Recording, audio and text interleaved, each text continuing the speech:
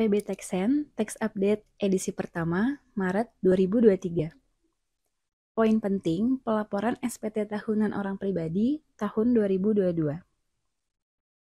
Dalam Undang-Undang Harmonisasi Peraturan Perpajakan atau yang biasa disebut Undang-Undang HPP, diatur bahwa wajib pajak orang pribadi memiliki kewajiban untuk melaporkan SPT tahunan dan membayar lunas kekurangan pembayaran pajak yang terutang sebelum SPT disampaikan.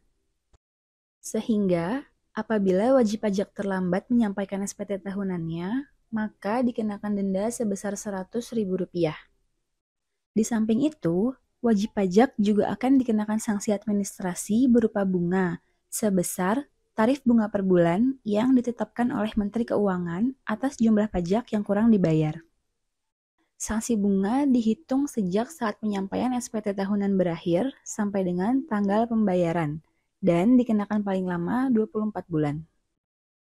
Jika wajib pajak dengan sengaja melaporkan SPT tahunan yang isinya tidak benar atau tidak lengkap, sehingga menyebabkan kerugian pada pendapatan negara, maka wajib pajak dapat dikenakan sanksi pidana penjara selama 6 bulan sampai dengan 6 tahun, dan denda administrasi sebesar 2 sampai dengan 4 kali dari pajak terutang yang tidak atau kurang dibayar.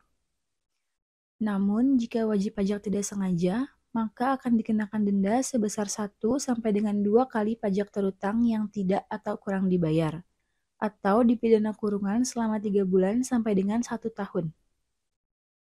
Untuk menghindari hal tersebut, maka setiap wajib pajak harus memastikan bahwa SPT tahunan yang disampaikan sudah benar dan lengkap, sesuai batas waktu yang ditentukan.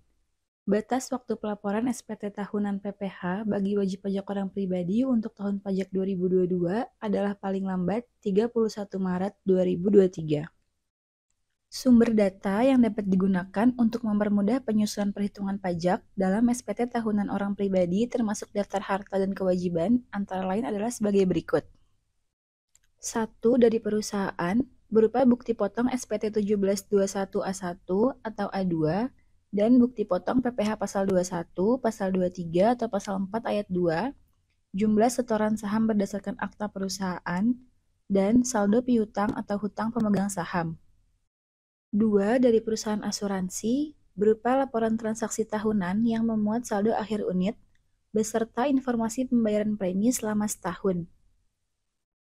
3. Dari perusahaan sekuritas berupa laporan portofolio saham atau obligasi yang memuat saldo per akhir tahun berdasarkan nilai pembelian atau average cost, laporan penjualan dan pembelian selama 1 tahun, laporan laba rugi atas penjualan saham, dan laporan corporate action yang memuat informasi total penerimaan cash atau stok dividen selama 1 tahun.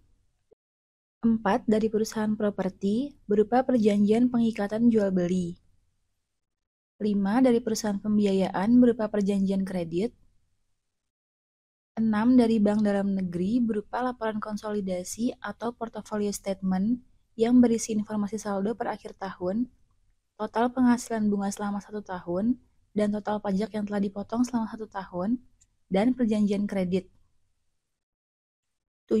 Dari bank luar negeri berupa statement of account atau statement of income atau statement of investment report yang memuat informasi mengenai saldo per akhir tahun atas aset berdasarkan nilai pembelian, lalu total penerimaan bunga, dividen, kupon obligasi dan biaya terkait selama 1 tahun, perhitungan laba rugi atas penjualan aset, dan perjanjian kredit. 8. Dari kantor pajak luar negeri berupa notice of assessment.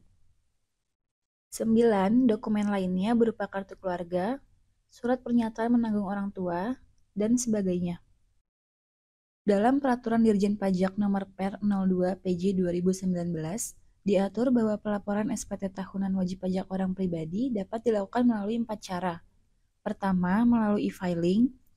Kedua, wajib pajak bisa langsung datang ke KPP tempatnya terdaftar. Ketiga, melalui pos dengan bukti pengiriman surat. Dan yang terakhir, melalui perusahaan jasa ekspedisi atau jasa kurir dengan bukti pengiriman surat.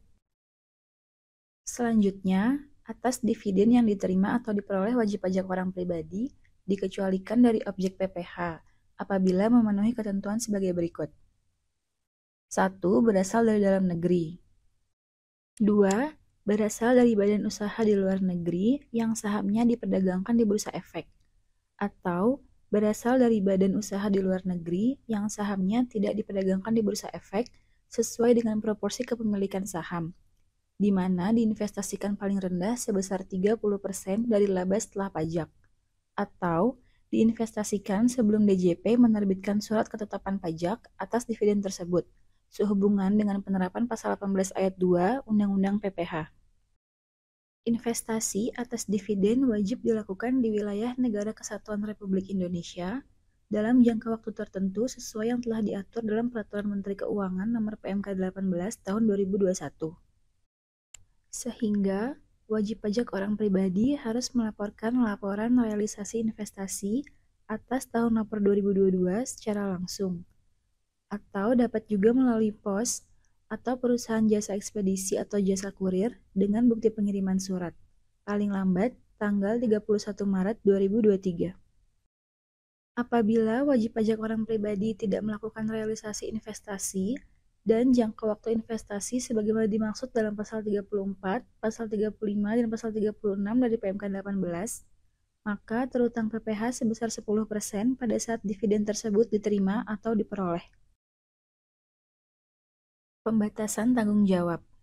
Informasi yang terdapat dalam materi ini hanya dapat digunakan sebagai bahan referensi dan wajib dengan bimbingan pihak profesional pajak yang tepat.